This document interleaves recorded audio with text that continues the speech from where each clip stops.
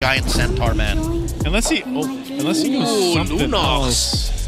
That is the MPL special skin on Lunox, in case y'all are wondering. Yeah. Again, that's a huge life pool you're looking at the high-lows. Melt that. Hello. That's new, right? Little fancy little... Yeah, we started doing that for the Onyx skins. Yeah. Like, they show out the animation. Okay, so... I don't know. Like, what else could MP play, though? I mean, the Hayabusa, if he gets forced on it, I feel like he's going to be a little bit in trouble unless he's able to finesse his way through it. I think maybe no assassin. I think they settle for... Fred. A Fred, yeah. So Yua can just go... How'd you go Sicilian again or Kimmy? Oh, there.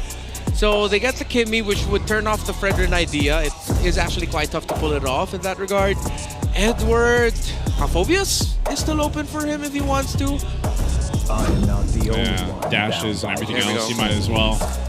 Phobius locked in here. So this is the big question for us to see what MP is going to put in the jungle. Yeah, the thing is, if he goes Akai here, that's going to be tough to pull off. Fanny, even more difficult. I mean, you have a good catch, but I feel like it's going to be one of those Fanny games where similar to Ryzen, where at one point he's just, you know, just clearing up minion waves. Oh! This is old school MP! We're throwing back to MPL Cambodia. He won an MPL KH championship by playing Bane in the finals. And I think this should be a Magic Bane. I was going to say, is this Magic Bane? I have had reps, and in the jungle, you want him physical. Physical? Yeah. All right. Unless, again, MP shows it's very reactive and passive to play Magic Bane in the jungle. Yeah, it's okay to do in the gold because you are waiting for a power spike, but we'll see if this experiment pays off. The Jungle Gambit by MP the King. This was supported by their coaches, Coach Eson and Coach Master. Welcome to Mobile Legends. If it was prepped, I wonder if this is gonna pay off. Game 2 is match point Twisted Minds up against the ropes. Yeah, I just want to say I'm so excited that your favorite hero is meta. Technically, I remember my time. It's bubbling, dog. It's bubbling. If MP the King wins here, then we might be on the way. It is rocking in Pure Rage. Yep. I wonder what kind of emblem set it is. This is great too because it's expanding rivers, so he's going to be able to get to where he needs to be rather quickly. Yeah, rotate fast. If he isn't in time for the turtle or they're not in the right spot, he could go the other side. It looks like it is going to be physical considering that it is Thrill with the Assassin emblem set. Because usually if you're going to go Magic, you'd want the magic set. The Mage set. The Mage set, yes. Okay, so that's telling. We are seeing a quick crossover by Demon Kite already taken away. MP's small camp down bottom. Taking some damage here too. He's going to have to work against what Light and Yue can do on this Kimmy Hylos combo. But that's one of the good things too about the Linux. You can go ahead and heal up if you need to, take some damage with that Starlight Pulse, but he'll go reset and kind of get back to it. Yeah, what I like about the draft of Twisted Minds is at the end of game number 1, I was already thinking, Twisted, just accept the fact that more damage quicker wins.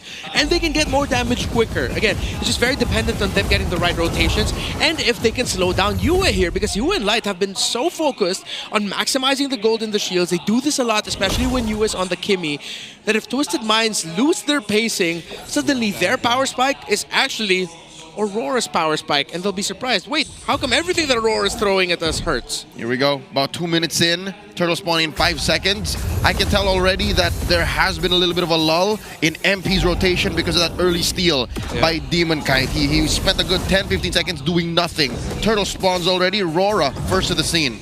Yeah, it looks like they won't be able to take it. Yeah, I'm not sure what Twisted can do here. They're just zoned out, and you see MP doesn't have time. Doesn't have enough time to get there. So twiddling his fingers. Yeah, there's nothing he can do, man. So first turtle going to the hands of Aurora easily. Yeah, so great rotations. Of course, the Demon Kite steal, Light, able to hit level 4 way before Kaloy because he was sharing EXP. Well, of course, not sharing EXP, the change to the mechanics. He gets it independently now, the XP and gold, through the EXP lane of Edward. So smart rotations with the roam, mid, and jungle. Again, one of the best things that Aurora does this season, and I think one of the first teams to really understand how important it is to have very sharp and precise rotations that give you a lot of resources and take resources away from the opposing team. If there is something good we can say about Twisted Minds, is Lance who's holding this lane down. That was a rotation by Yue, and it led to nothing. If anything, Edward's still getting beat up by the CC. The long run, though, you can only get so much wins with giving your opponents less of what they could potentially get. You're gonna need to get something for yourself as well. No, okay, there is already a significant gap between the two gold laners, 500 already, and it is another Skypiercer rush for Dominkite's Granger. This is what he does, though, man. I feel like in majority of Dominkite's games, he's always early game 500, 600 gold ahead of the opposing gold laner, you know, and that's one thing he does really well. He's kind of aggressive in that lane. He's confident enough to go ahead and duke it out against other gold laners. And that has been the story of Dominkite in Season 16. He's been building his confidence, and his stats tell that story. Yeah. Considering that the Crab is also on his side, it's a testament to how well he's handling the lane. We've seen many times Harith bully absolutely anyone in lane, so that even though the gold laner that has the Crab on their side, it doesn't feel like it's on their side because that's already being controlled by the opposing gold laner. But Dominkite has just been stellar with managing the lane. If he's not winning it, at least he's keeping things close, that he's holding the Crab. Okay. So play here, Light. He's going to take some damage. Glorious Pathway on the defense. Pops the Revitalize too. But the Turtle's up. Everyone is going to be joining this fight. Dominkite as well joined this alongside. We're going to see a 5v5. Traction Pulse going to be able to catch Kaloi. He jumps, pops the Revitalize. He's going to go for Light again. They know he doesn't have an ult, so Light falls. First blood in the hands of Lansu. Edward buys some time. Dominkite will get the Turtle. Dominkite jumps on in. But it looks like that's all it's going to be. They trade the objective for another kill for Twisted. That is 2 for the price of a turtle. What does the math look like, Renmar? Yeah, that's still going to be Aurora for me, even though they lost to Twisted Minds are starting to get items here. The fact that Dominkite is still getting the objectives means that that is like a slow accruing interest favoring Aurora.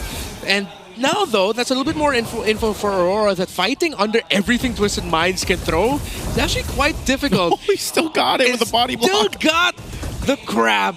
Edward actually was one of the major reasons as to why Aurora was able to win that last team fight, because of the attention he was pulling. It actually split the attention of Twisted Minds. They didn't know whether or not to go with the Sharks or stay back and actually bring Edward down. And that slight delay gave a lot of opening for Aurora. And there's 1,500 change in gold between them. And it's on significant parts of the map. The gold in the jungle. This is a fight waiting to happen. Oh, Kaloi gonna be in trouble. Traction Pulse will bring him back. Can't even AOG on out. So a kill now in the hands of Aurora plus a turret.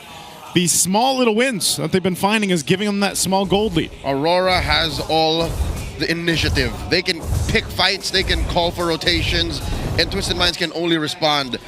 I'd say when MP the King and Sean are ready, that's the only time they can fight. Light! Deadliest catch on Light. Pops Revitalize and the Pathway will be taken out anyway. So good pickup, planned, and they'll do it in the bush there.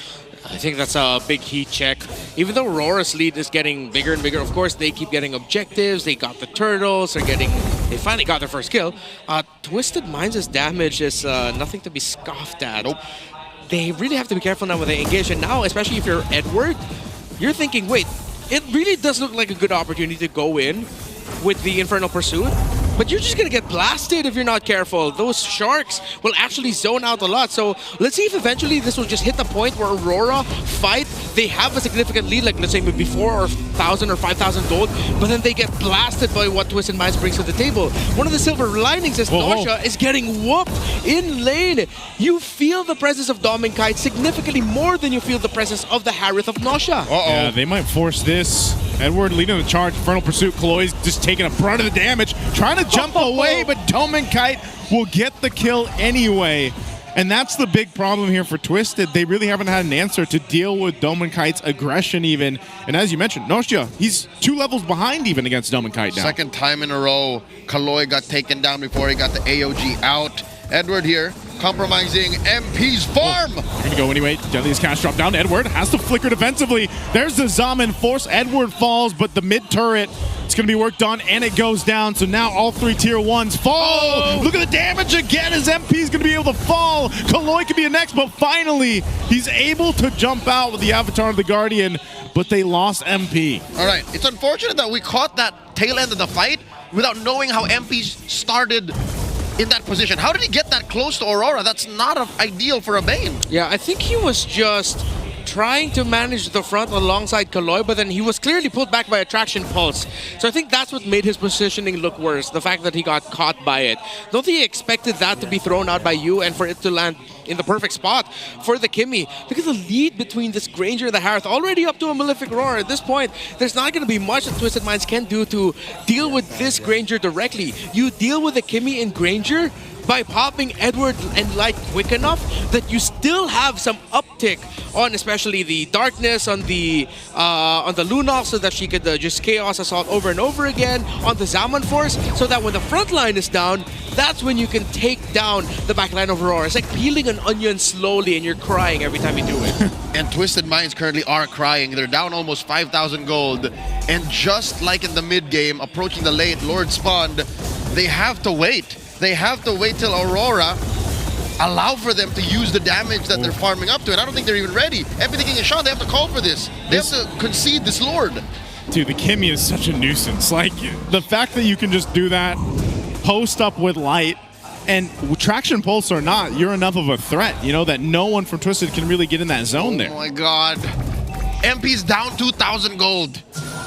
That's how stifled his farm is. Yeah, and the fact that it's a physical Bane means it isn't going to be as deadly as the Magic Bane with the burst that you have. Of course, you did have to go physical because it is a little bit more sustainable than a Magic Bane that is like a glass cannon. Sean. Oh, Sean. Nah. He's got the Brilliance. Oh, okay. Brilliance out and no overly aggressive maneuver by Aurora to try and take him down. This could be a tough defense by Twisted Minds, but they do have a strong lineup for counter-engaging. If Aurora slips, then that might be the opening. Yep, good little bit of damage there, of course, from Demon Kite. Damage check on Kaloy. Whoa, Sean too, quite low. Just from the Thorn Rose. Now Lord's going to charge in the base turret, down bot. They already got the Holy Shields. Twisted might have to just go for a Hail Mary play here. Zaman Force into the Deadliest Cast, drop down. They'll clear out the Lord. But look at the shots here, Dominkind as well. They just want to get these base turrets. They'll take the mid one down. They drop down the Lord's pathway. And he's gone in an instant. And Aurora taking down the bottom turret. Twisted with 4 members. They'll just try to defend. I don't think they can actually end the game just yet, though. Okay, I'm convinced it really is just the innate immobility of a Bane. Yeah, and it really looked like Twisted Minds were sort of like autopiloting in that scenario. You did not have to loot members there. All right, they're going to flicker out of UA here. They're trying to hold on to this last base turret. Now Kaloy gets taken out. Lansu on the run. Over. He's in trouble. Demon Kite will clear that up. A double for Demon Kite. Even with MP back, does he just throw out the Deadliest Catch to try to stall him out? But it's just way too much. Aurora again in an instant under the 11-minute mark will go for the wipeout if they can. But there it is. Game 2 is theirs. Another